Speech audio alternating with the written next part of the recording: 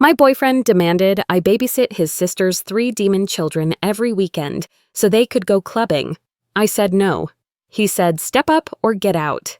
So I got out. And then I, 32, got hit with the ultimatum 4 weeks ago on a Thursday night.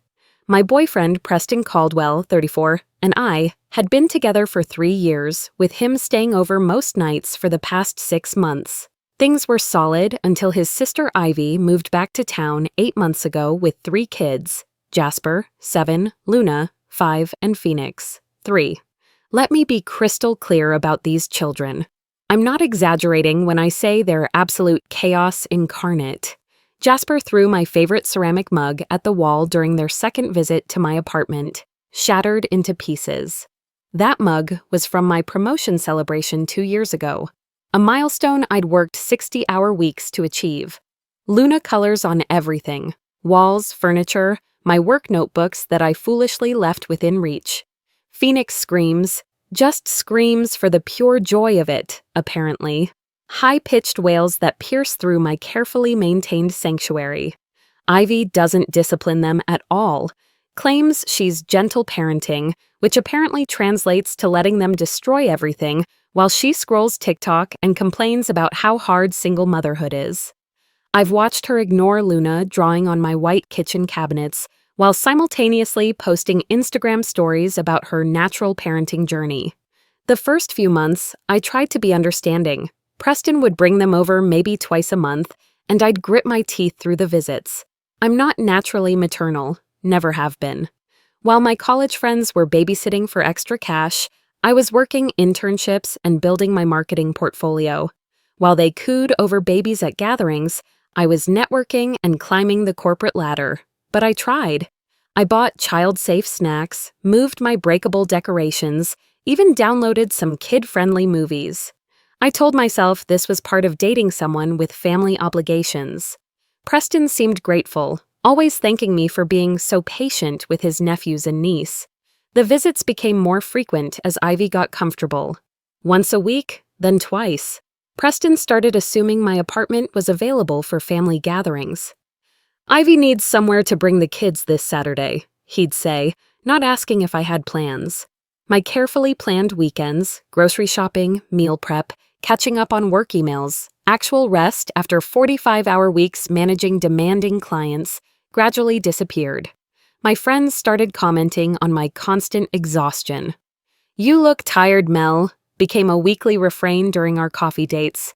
I was tired, bone-deep, soul-crushing tired from my demanding job, and weekends filled with chaos instead of restoration. The demand came completely out of left field on that Thursday night. We were having dinner at my dining table, Thai takeout from my favorite restaurant, when Preston turned to me, dead serious. "So, Ivy needs you to watch the kids every Saturday and Sunday." I nearly choked on my pad thai. "What?" "She and her new boyfriend want to go out on weekends. Reclaim their social life. The kids are cramping their style." I actually laughed, thought he was joking. "Preston, I work 45 hours a week. Weekends are my recovery time." "I'm serious, Mel. You're off weekends. You're just sitting around anyway. Just sitting around. In my own apartment that I pay $2,400 a month for. After working weeks that regularly stretch into evenings, managing campaigns for clients who think marketing magic happens overnight. After spending my weekdays in back-to-back meetings, dealing with impossible deadlines and demanding account executives. It's just 2 days. You need to step up. Start acting like the woman I might marry. Those words hit like a physical blow. We'd been talking about engagement lately, about our future together. I'd been wondering when he'd propose, imagining what our life would look like. And here he was, essentially giving me a test drive for motherhood, without asking if I wanted to take the test. "Preston, they're not my responsibility. They're family. They're not my family. We're not even engaged." His face went cold, the expression I'd seen maybe 3 times in 3 years, usually when his work stress peaked or when his father criticized his career choices. "So that's how you see us, not family." "That's not what I said. I said I'm not babysitting 3 kids who destroy my stuff every weekend so your sister can go party." She needs this, Melody. She's been through hell as a single mom. I felt the familiar guilt creeping in, the societal conditioning that women should naturally want to help with children, should find fulfillment in caregiving. The voice in my head that whispered I was selfish, too career-focused, not nurturing enough. She has a boyfriend who apparently also wants to go clubbing instead of watching his girlfriend's kids. He's not their father. He shouldn't have to. But I should. I'm not even their aunt. Preston stood up, hands on his hips. I recognized this posture from his arguments with his father, the defensive stance he took when he felt cornered. You need to decide what kind of woman you want to be. The kind who steps up and helps family, or the kind who's too selfish and career-obsessed to nurture anyone but herself. If you can't do this one thing for me, for us, then maybe you need to reevaluate if you're ready for a real relationship. Real marriage material. There it was, the test, the ultimatum disguised as relationship guidance. Marriage material. As if my worth as a partner could be measured by my willingness to provide free childcare. I stared at him across my dining table, surrounded by the apartment I'd furnished with careful attention to my taste, filled with books I'd collected, art I'd chosen, a life I'd built deliberately and thoughtfully. This man I'd been with for 3 years, who'd been gradually taking up more space in my carefully ordered world, who I'd been supporting emotionally through his career transitions and family drama, who I'd helped financially when his car needed major repairs last year, a $1,800 transmission fix that wiped out his savings. Let me get this straight. If I don't babysit your sister's kids every single weekend, indefinitely, you're questioning whether I'm marriage material? I'm not questioning anything. I'm telling you to step up or step out. The silence that followed felt like standing at the edge of a cliff. Behind me, 3 years of shared experiences, inside jokes, lazy Sunday mornings, plans we'd made. Ahead of me, an ultimatum that would define everything. Then I'm stepping out. His jaw dropped. What? You heard me. I'm not doing it. And if that's your line in the sand, then we're done. You're seriously choosing to be alone over helping for a few hours on weekends?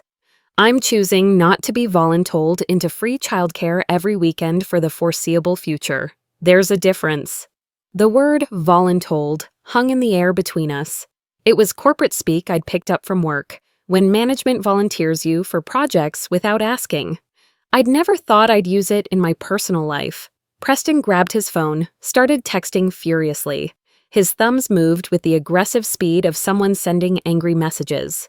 You're going to regret this. Maybe, but I doubt it. Fine, start packing my stuff. You've got until Sunday. I felt something cold settle in my chest. Actually, this is my apartment, my lease, my name on everything. You start packing. The reality hit him then. He'd been staying here most nights, keeping clothes in my closet, his toothbrush in my bathroom, but his name wasn't on a single document.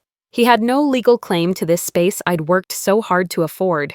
I went to the bedroom, locked the door, could hear him on the phone immediately, presumably with Ivy, voice getting louder and more dramatic with each sentence. Words like ungrateful and selfish seeped through the door. Whatever. I was done. I sat on my bed, in my room, surrounded by the life I'd built, and felt something I hadn't expected. Relief, like I'd been holding my breath for months and could finally exhale. My phone buzzed with texts from friends asking about weekend plans. Megan wanted to try that new brunch place. Courtney was organizing a hiking trip. Activities I'd been turning down for weeks because Preston assumed my weekends belonged to his family obligations. For the first time in months, I said yes to all of them. The weekend was a nightmare. Not because I regretted my decision, I didn't, but because of the sheer audacity that followed. Friday morning, Ivy showed up at my door at 7 a.m. I was getting ready for work, coffee in hand, trying to mentally prepare for a crucial client presentation about a campaign launch that could determine my year-end bonus. The intercom buzzed. My doorman's voice crackled through.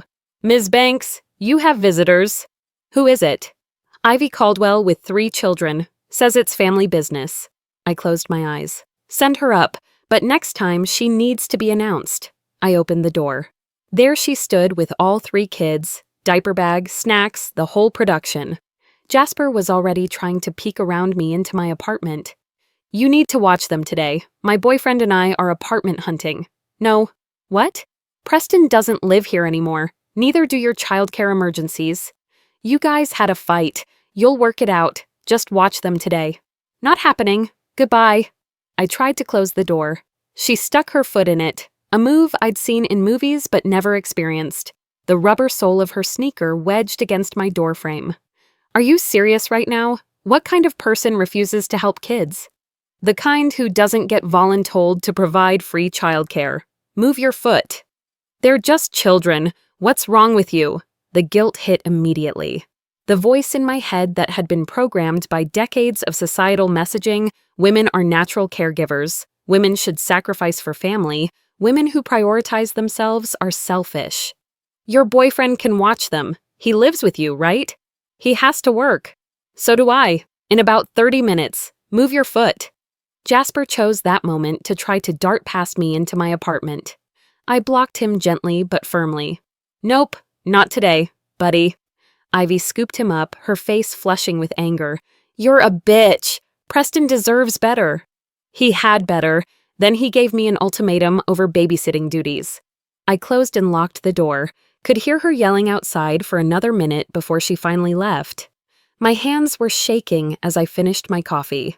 I was 20 minutes behind my morning routine, my carefully planned pre-presentation ritual disrupted. Got to work, texted Preston from my car.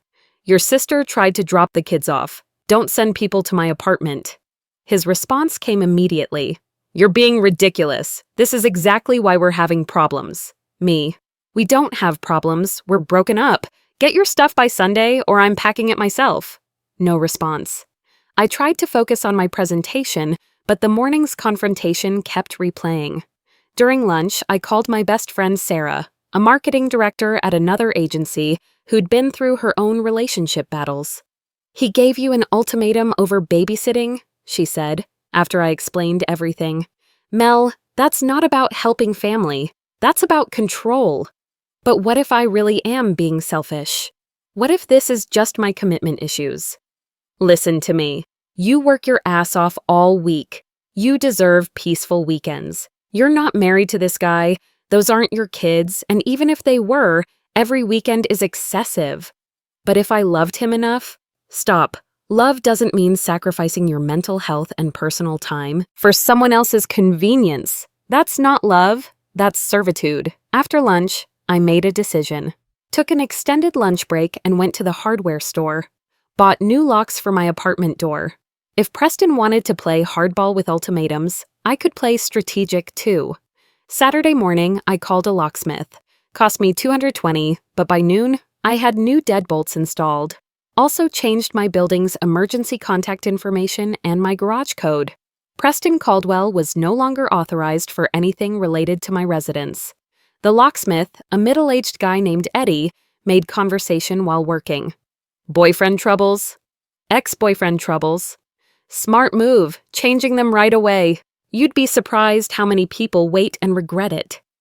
I spent the rest of Saturday afternoon packing Preston's belongings. 3 years of gradual accumulation. Clothes, toiletries, books, that expensive beard oil he was so particular about. His gaming headset, his protein powder that took up half my kitchen counter. Everything went into boxes, each one labeled and stacked by my front door. It felt methodical, therapeutic even. Each item packed was a small reclamation of my space. I found clothes of his I'd been meaning to return, books he'd borrowed and never given back, charging cables that had somehow multiplied throughout my apartment. By evening, 12 boxes sat by my entrance. My apartment looked different, more spacious, cleaner, more like the sanctuary I'd created before Preston's belongings began colonizing every surface. I ordered pizza from my favorite place, opened a bottle of wine, and watched a romantic comedy I'd been wanting to see. For the first time in months, I felt completely relaxed in my own home. Sunday at 11 a.m., my buzzer rang. The front desk called up first, new protocol I'd established when I changed my emergency contacts. "Ms. Banks, Preston Caldwell is here with 2 women. They say they're here to collect belongings. Send them up." I had everything ready. 12 boxes stacked neatly by the door, each labeled with masking tape. Clothes, books, electronics, bathroom items. I'd even found his extra phone charger behind my nightstand and his lucky socks buried in my laundry hamper. They came up, Preston, Ivy, and a woman who could only be their mother. She was tall like Preston, with the same sharp jaw, wearing a church dress and the expression of someone ready for battle. "Boxes are here. You can take them." Diana Caldwell started immediately, her voice carrying the authority of someone used to getting her way. "Young lady, you can't just throw him out like garbage." "I didn't throw him out. He gave me an ultimatum. I made my choice. Now he has until end of day to collect his belongings." "This is insane," Ivy jumped in, bouncing Phoenix on her hip while Luna and Jasper explored the edges of my living room. "All I asked was for a little help with the kids." "You demanded I babysit every single weekend indefinitely. That's not a little help. That's unpaid labor. They're children. You're supposed to love them like family." The guilt came again, stronger this time. 3 generations of Caldwell women staring at me like I was defective, missing some essential feminine component that would make me naturally want to sacrifice my weekends for their convenience. "I'm not family. Preston and I were dating, past tense." Diana stepped forward, her voice taking on a lecturing tone I probably hadn't heard since elementary school. "You've been together 3 years. You don't throw that away over babysitting. What kind of woman refuses to help with children?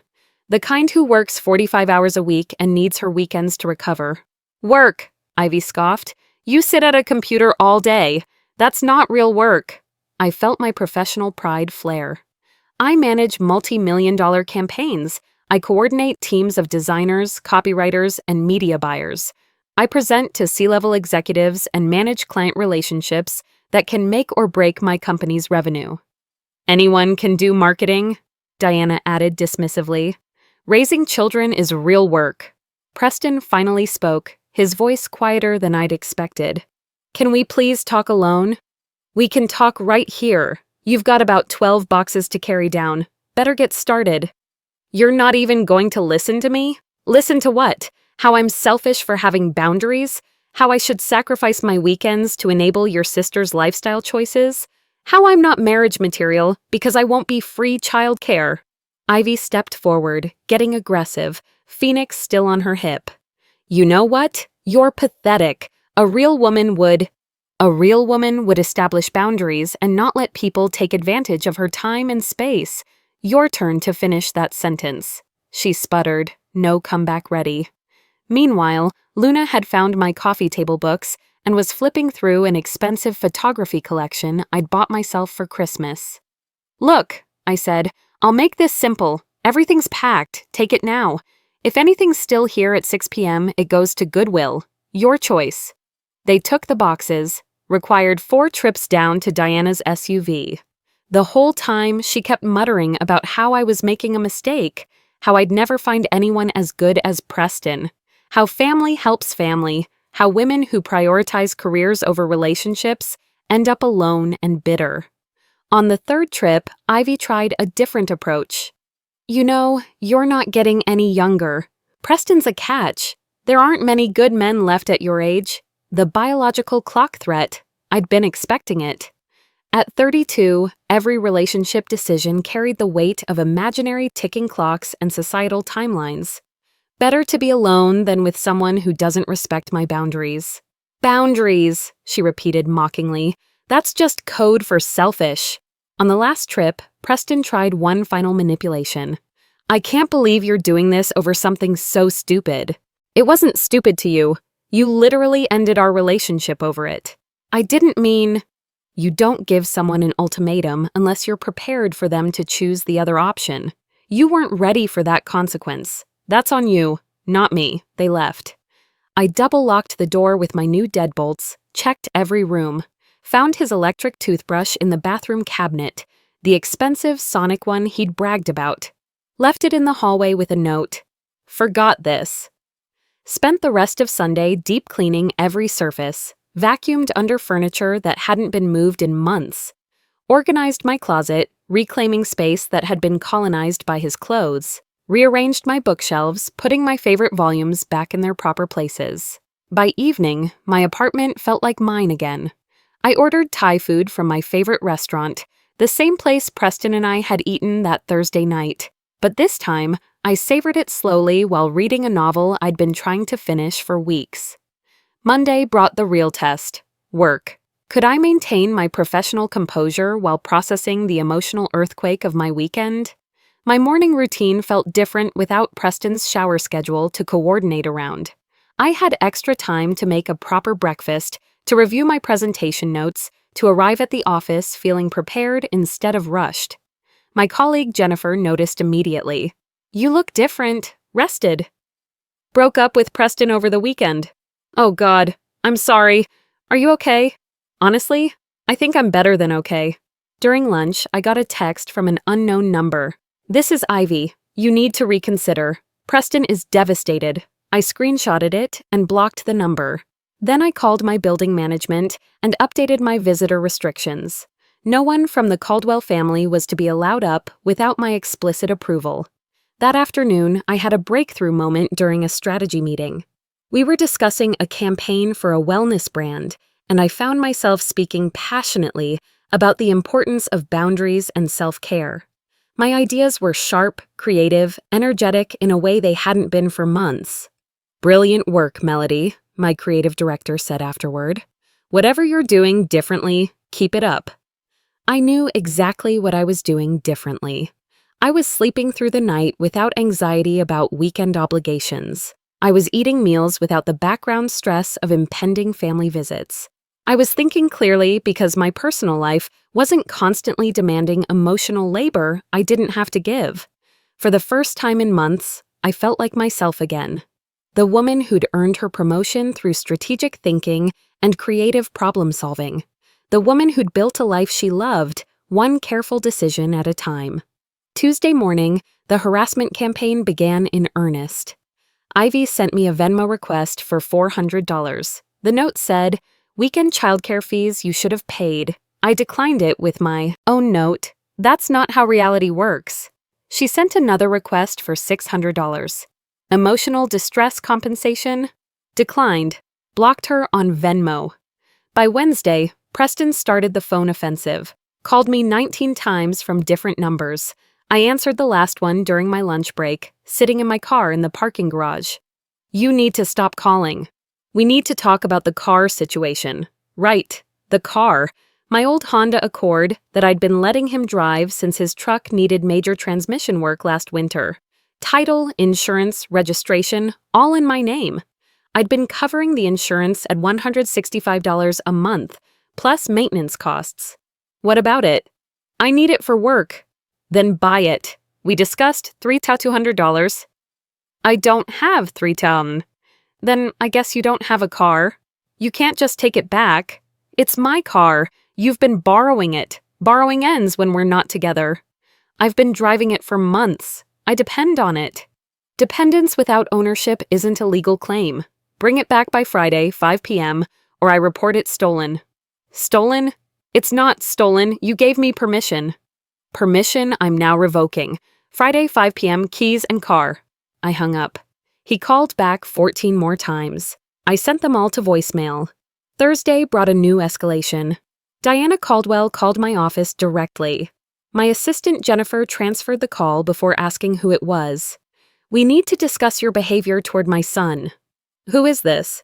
"This is Preston's mother. You owe him an apology and a chance to work things out." "I don't owe anyone anything. This conversation is over." "Now you listen here, young lady.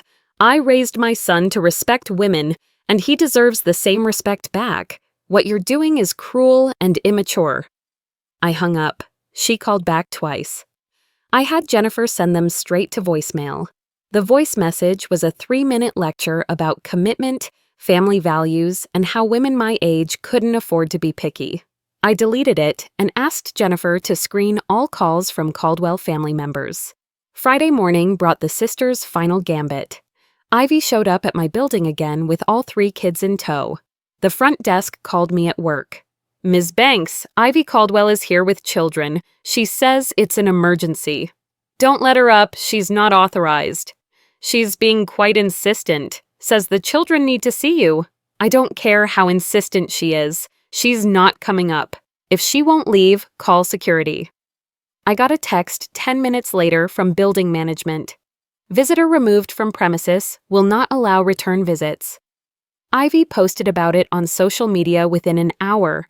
3 different people sent me screenshots of her Facebook rant, some dramatic story about how I was keeping family apart and showing my true colors as a cold-hearted career woman who hates children.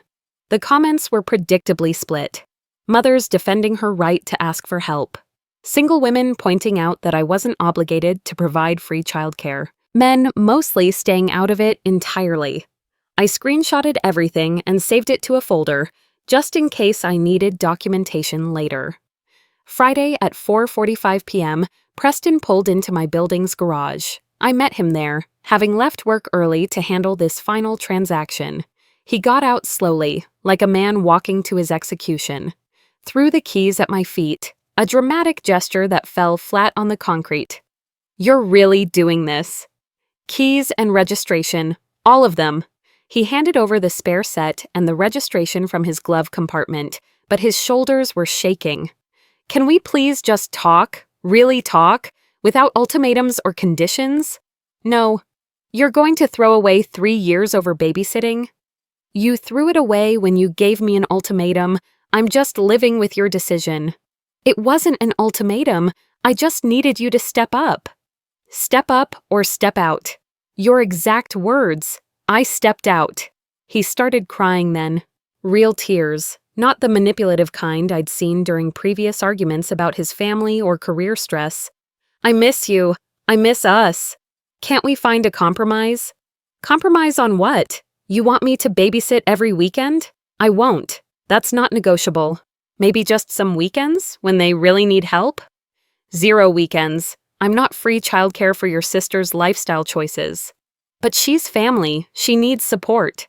Then she should ask her boyfriend or your parents or hire an actual babysitter, not volunteer her brother's ex-girlfriend. Ex-girlfriend, he repeated quietly. Right, ex, because you made a choice and forced me to make one too. I got in the car, started the engine. He stood there in my rearview mirror, tears streaming down his face. I felt a momentary pang, 3 years of shared memories, inside jokes, comfortable routines, but it passed quickly. That's when I knew it was really over. The harassment stopped after that. No more calls, no more surprise visits, no more Venmo requests. Either they'd finally gotten the message, or they'd found someone else to target with their expectations. 3 weeks later, I saw Preston at the grocery store with a woman I didn't recognize. Blonde, younger, laughing at something he said. They were in the produce section, her hand on his arm, looking comfortable together. We made eye contact briefly. He looked away first, steered his companion toward the opposite end of the store. I felt nothing. No jealousy, no regret, just mild curiosity about whether he'd eventually give her the same ultimatum. 2 days ago, I got an unexpected message, an email from Preston's younger brother Marcus, who I'd met a few times at family gatherings. Hey, Melody. Just wanted to say sorry for how my family acted. Preston told me the whole story eventually, including the parts he left out when complaining to Mom and Dad. The ultimatum thing was messed up. Ivy's been pulling this entitled stuff with everyone since we were kids, using guilt and family obligation to get her way. Anyway, you dodged a bullet. Take care. I appreciated that. Responded with a simple, thanks for reaching out. But the real closure came from an unexpected source. Myself. I'm sleeping through the night again, eating meals without background anxiety. My work performance has been exceptional, landed 2 new major clients this month, and got praise from the regional director. My weekends are mine again. I sleep in, read books, meet friends for brunch, take photography classes I'd been putting off for months. Last weekend, I organized my closet completely and painted my guest bathroom a soft sage green I'd been considering for ages. The financial aspect worked out better than expected. Preston had been contributing $800 monthly to shared expenses, but I'd been covering his car insurance, phone line, most of our entertainment costs. Net calculation, I'm actually saving about $400 monthly now that he's gone. I sold the Honda last week for $3,600, more than I'd offered it to him for, used part of the money to replace my broken ceramic mug with an entire set of beautiful pottery from a local artist. Treated myself to a weekend spa retreat with the rest. But here's what matters most. The ultimatum was a gift. It revealed exactly who he was and what he valued. He valued his sister's convenience over our relationship. He valued being able to volunteer my time without asking. He valued having a compliant girlfriend over having an equal partner. When I wouldn't perform that role, when I had the audacity to say no to being unpaid weekend childcare, his true priorities emerged. Life's too short to be someone's free labor. Too short to be with someone who sees you as a resource to exploit rather than a partner to respect. I'm 32, have a career I'm passionate about, own my own place, have friends who actually respect my choices and boundaries. That's not just enough, it's everything. Better to be alone than diminished. Better to be single than sorry.